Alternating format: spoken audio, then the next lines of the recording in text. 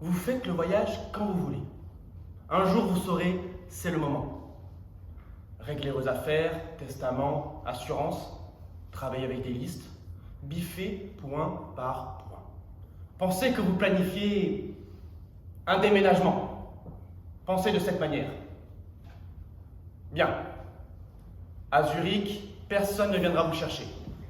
Je veux que vous puissiez faire le chemin seul vers la Gertrudstrasse, libre et sans contrainte. Je veux que vous puissiez faire demi-tour à n'importe quel instant, y compris au dernier. Au numéro 18, mon nom, Gustav Strom, est indiqué. C'est un immeuble tout à fait banal des années 70. Ne vous attendez surtout à rien de particulier. Je n'ai ni vue sur la montagne ni sur le lac. Il y a juste une cour, on voit quelques voitures et une aire de jeu rouillée, condamnée. Je dis ça parce qu'il est arrivé que certains patients soient déçus. Je ne souhaite pas de théâtralisation ou de mise en scène. C'est un 3 pièces. Quelquefois on entend le cri des jardins d'enfants, c'est tout. Après, si vous avez des désirs, je tenterai d'y répondre. Des désirs? Oui, une certaine musique peut-être. Ou si vous aimeriez avoir quelqu'un auprès de vous. Après, je vous demanderai de bien vouloir ramener quelqu'un qui sera en accord avec votre décision et qui n'essaiera pas de rentrer dans un dialogue sur le sens et le but de la légalité. Bien. Vous ne mangerez rien. Du moins, rien de lourd. Le mieux en tout cas, c'est que vous ne mangiez rien de la journée. Le médicament agit plus rapidement sur un estomac vide. En 5 minutes, c'est fini. 5 minutes? Ah, moins, c'est impossible. Au bout d'un quart d'heure, je préviendrai la police. Celle-ci vient généralement accompagnée d'un avocat et d'un médecin commis d'office, pour ce qui s'appelle le contrôle de légalité. Ce contrôle vérifie si tout s'est bien passé dans le cadre des dispositions légales. Et le juge d'instruction décide par la suite si une procédure est nécessaire. Contre moi? Non, contre moi. Malheureusement, dans votre cas, nous devons hélas l'envisager. Les juges d'instruction s'arrêtent généralement à des signes extérieurs. Âge, sexe, apparence. Ce ne sont que pour les personnes de plus de 70 ans que nous n'y prêtons plus trop attention. Ce ne sera pas mon problème. Non, pour vous c'est fini. D'autres restent. Je viendrai seule. Bien. Je vais maintenant vous expliquer ce que devient votre dépouille mortelle. Celle-ci est généralement transférée en pathologie. Et le pathologiste décide lui-même sous sa propre responsabilité si une autopsie est nécessaire. Je ne tiens pas à connaître tous les détails. Informer ouvertement est indispensable. Avez-vous fait part de votre décision à votre famille? Je n'ai pas de famille. Il n'y a que Lotte, ma mère. Et que dit-elle? Elle n'est au courant de rien. Vous devez le lui dire. Elle ne comprendra pas. Vous devez. Je connais ma mère. Je lui écrirai une longue et belle lettre d'adieu que je tiens à elle, que ce n'est pas de sa faute et qu'elle ne doit pas se faire de reproches. Merci, maman, pour ces dernières années, pour ton dévouement. Ça ne suffira pas. Tu étais la meilleure maman que l'on puisse souhaiter. Je t'aimerai toujours. Alice, Impossible pour moi de faire plus. imaginez que vous trouviez la lettre d'adieu de votre mère. Que diriez-vous? Hurrah, On ne dirait pas que vous êtes très liés. nous nous aimons. Alors je ne vois pas où est le problème. Elle ne me laissera pas partir. Maman! Un instant! Il faut que je te parle! Oh. Je t'écoute, ma chérie. C'est important. Tout de suite? Bon, ben, une autre fois. alors. Bon, voilà. Allez, reviens. De quoi s'agit-il? Je suis de nouveau au fond du trou. Mais allonge-toi, mets-toi à l'aise. Je t'apporte le thé. Je ne peux plus, maman. Eh bien, repose-toi, regarde la télé. Moi, je te fais une petite soupe, là, tu vois? J'ai parlé avec un médecin en Suisse. La Suisse, c'est vrai qu'ils ont de bons médecins. Il va m'aider, maman. Petite. Chérie, assieds-toi. Je dois te dire quelque chose.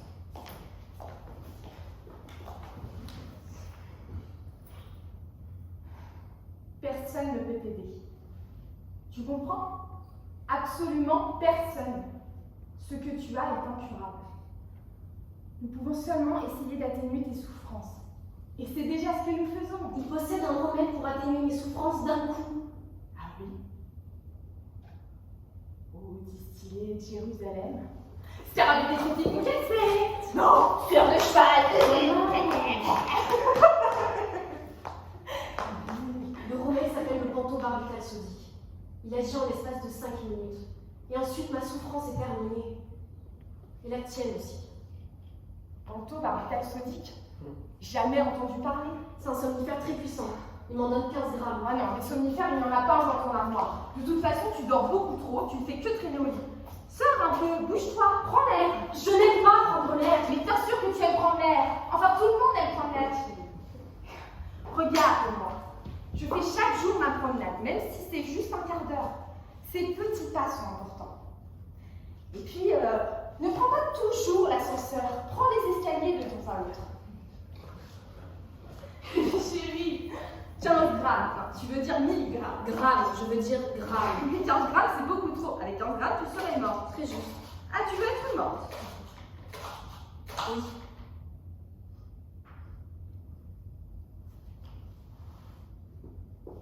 Qu'est-ce que tu en dis?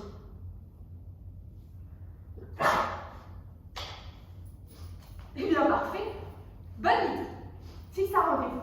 À part contre le mercredi chez Coral, et ça m'embêterait vraiment de pas y être. Tu me crois pas? Non, chérie.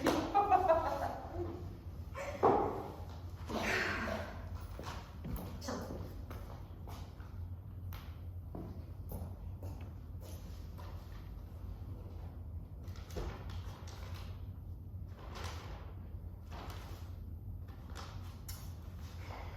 Association pour l'assistance à la mort. Une vie librement choisie suppose une mort librement choisie. Plutôt mourir que vivre dans la servitude. D'où sors-tu ça? Du médecin. Chérie, tu seras morte. Mais pourquoi veux-tu t'enlever la vie? J'en suis fatiguée. Mais trop fatiguée. Mais de quoi? Hein? Botte-toi les fesses un peu, je veux dire, qu'est-ce que je peux dire de plus? Tu te fais décharger de tout. Enfin, tu es fatiguée de ne rien faire, voilà tout. Moi aussi, si j'avais le temps que tu as, je commencerais à gamberger. L'être humain a besoin de distraction. Il y a une possibilité sur un cours de langue. Tu es bien italien, non? Ça te permettra de rencontrer des gens, des femmes et aussi des hommes. Qu'est-ce que ça veut dire? Ça veut dire que quelqu'un qui te dise que tu es jolie te ferait du bien. Vas-y toi-même. Mais je n'ai pas le temps, moi je vais m'occuper de la Mais justement, tu n'auras plus à le faire. Mais chérie, pour toi je le fais volontiers. Ne touche pas.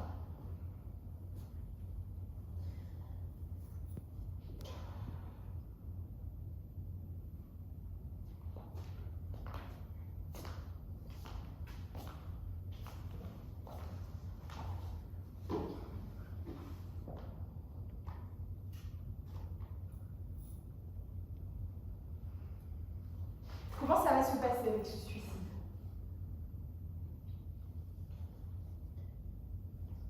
Ne dis pas suicide. Dis mort assistée. Je vais en Suisse, reçois les 15 grammes, m'endors, terminé. Pourquoi dois-tu aller en Suisse pour ça? Parce que là-bas c'est Mais terminé. je n'y crois pas, ils ont quand même fondé la Croix-Rouge et une belle légende. C'est bien pour ça que Gustave m'aide à mon bébé. Gustave, c'est seulement un faux nom. Maman, Gustave c'est son prénom. Son nom de famille c'est Strom. Et comment comptes-tu revenir? Ça m'est complètement égal que tu arrives à mon cadavre. Mais moi, pense à moi. Après tout, c'est moi qui irai sur ta tombe. Maman, tu préférais quelqu'un qui appelle mon souvenir. Pas de fleurs, pas de faire-part, pas de pierre tombale, rien. Et ben ça, c'est impossible. Hein? Et que penseront les gens? C'est fou comme c'est important pour toi ce que les autres gens pensent. Et oui, ma chérie, il y a peut-être des gens qui pensent pas tout le temps bien qu'eux-mêmes. Dis-leur que je suis partie en voyage. Ah bah je ne mentirais certainement pas. Mais alors que j'étais malade. Mais enfin, tu n'es pas malade, chérie. Je veux dire, tu ne vas pas en mourir. Et je suis déjà morte. Arrête de donner des bêtises.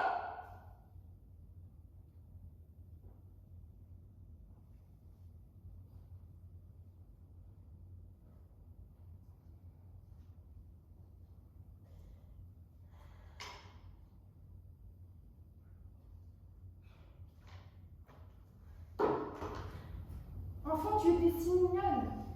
Incroyablement Je chatouilleuse. me rappelle pas comment. Je n'arrivais jamais à t'attraper que tout de suite tu éclatais de rire. Est-ce que tu viens avec moi?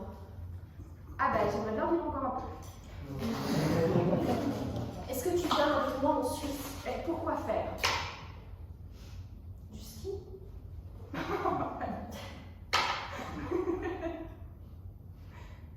Viens me tenir la main. Après tout, tu m'as mise au monde. Alors tu peux aussi me raccompagner. Et que va-t-on faire de ton appartement? Le libérer? Oui, mais avant ou après? Après? Sinon, où est-ce que j'habiterai?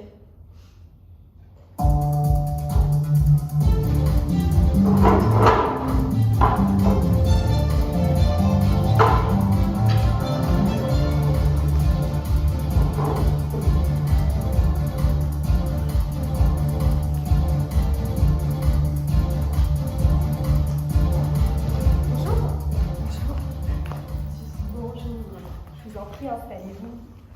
Vous allez bien? Super, ouais.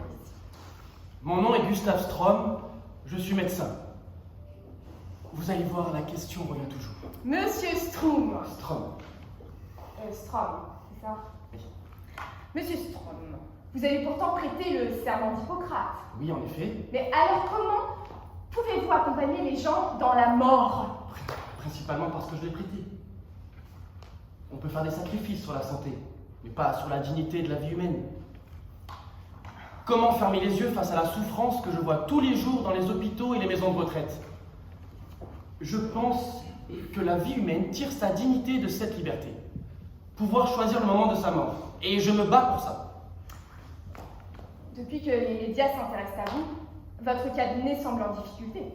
En effet, les gens ne veulent pas se faire soigner par le docteur de la mort, comme ils vous appellent. Écoutez, j'ai été traîné sous la lumière des projecteurs, je ne le voulais pas. Ah, bien sûr, mais non, tout à fait. Les médias sont au mieux un moyen au service du but. Ah, mais exactement. Je ne suis pas vaniteux. Ah, bah, Je ne suis même pas fait pour être un personnage public. Je veux juste être une main secourable, un ami pour les malades. Monsieur Strom. Strom. Qui peut dire avec des mots ce qui rend une vie digne d'être vécue? Pas moi. Eh bien, nous sommes d'accord. Mais je peux voir qui n'en peut plus, qui est atteint dans sa dignité si on n'arrête pas le combat. Mais le combat, mais vous voyez, c'est un homme dangereux. Vous êtes un homme dangereux. Mon assistance est un acte médical. Mais en fait, vous êtes complètement cinglé. Non.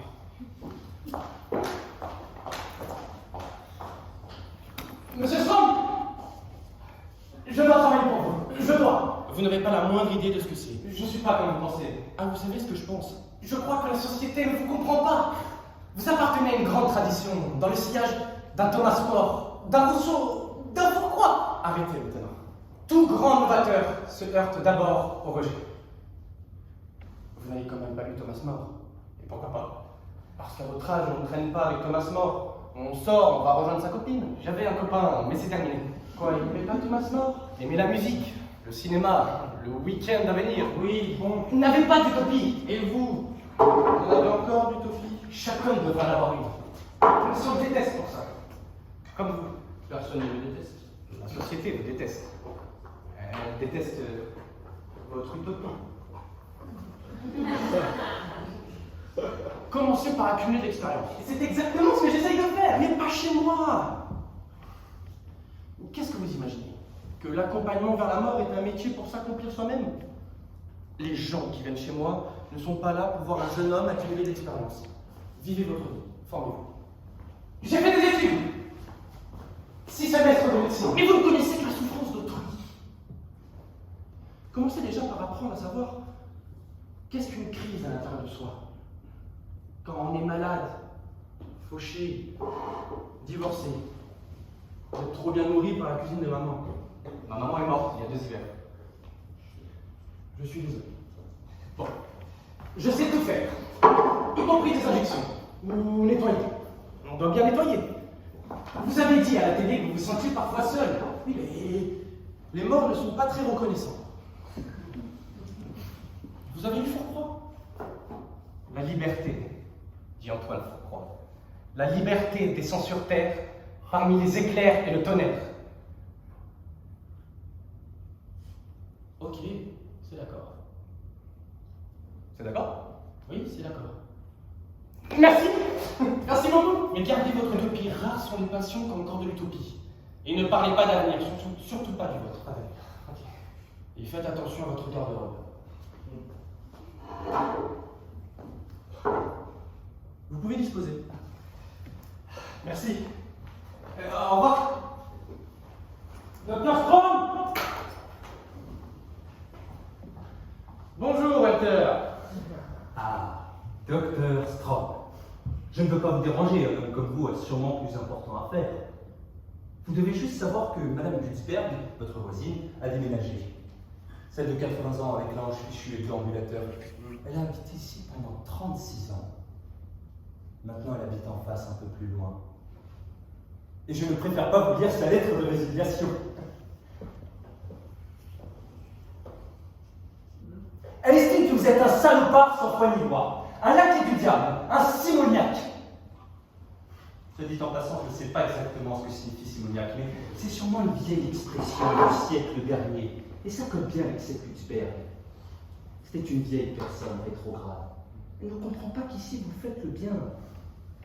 Le déménagement l'a presque tué. Je l'ai entendu siffler, je l'ai entendu geindre. Et j'ai pensé, alors peut-être, qu'elle allait bientôt vous rendre une petite visite. Au lieu de déménager, ça lui userait moins les nerfs.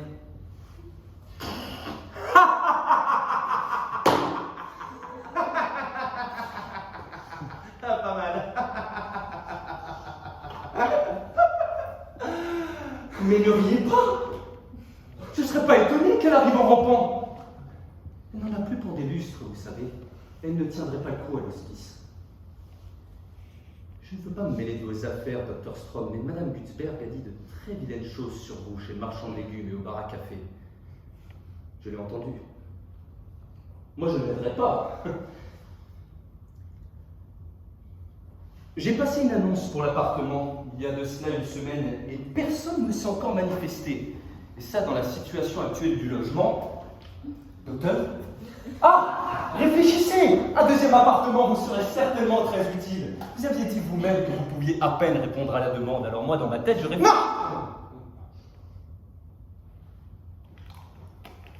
Voilà comment je vois les choses. Le patient A arrive, mettons lundi matin. On s'occupe de lui jusqu'à midi. Et l'après-midi ouvert le soir, départ.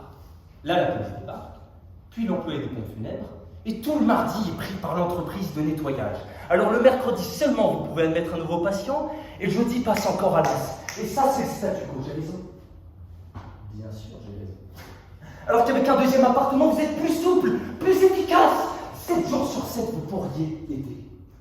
Pendant que vous faites l'heure dans un appartement, vous pourriez retravailler dans l'autre. Bref, un doublement de la capacité, quoi. Qu'est-ce que vous en dites?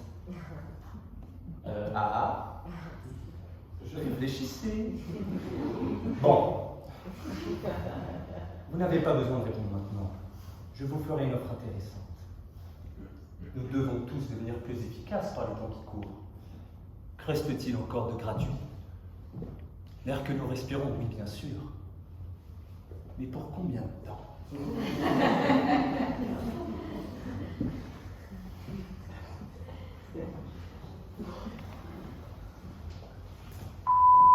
Oui, ma petite chérie. Bon, bah, c'est maman.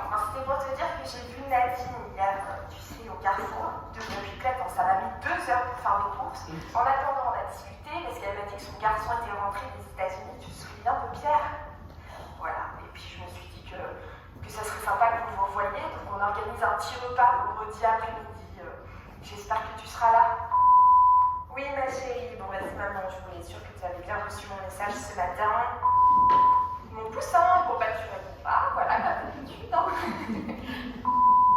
Bon, Alice, c'est dernière, je commence vraiment à te faire un son d'encre. S'il te plaît, rappelle-moi. Ça suffit, là, c'est le 40e message que je te laisse. Donc c'est la police que je vais contacter bientôt si tu ne réponds pas.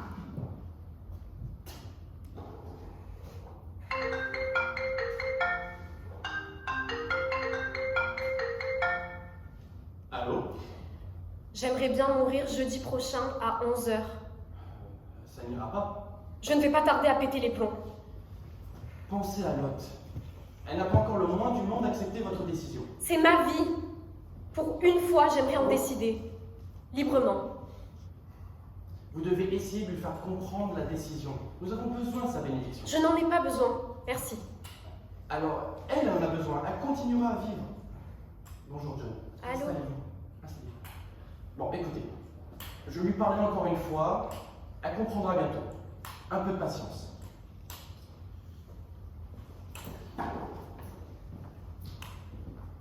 When I was a child, I used to sit under the big tree in the garden. It was an apple tree, but nobody ever took the apples because they were always too little and too sour.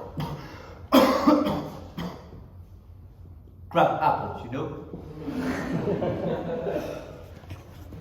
God, I'm boring. I'm going to die in about 10 minutes and I'm still boring, doctor. I'm sorry, John. Maybe this is not good. You don't speak English! How can you help me to die when you don't speak my language? We don't have to speak. But I want to talk. This one last time at least. I like good conversation. Okay. So, what happened with this apple? Nothing. They just rotted under the tree. And there was always a smell of rottenness.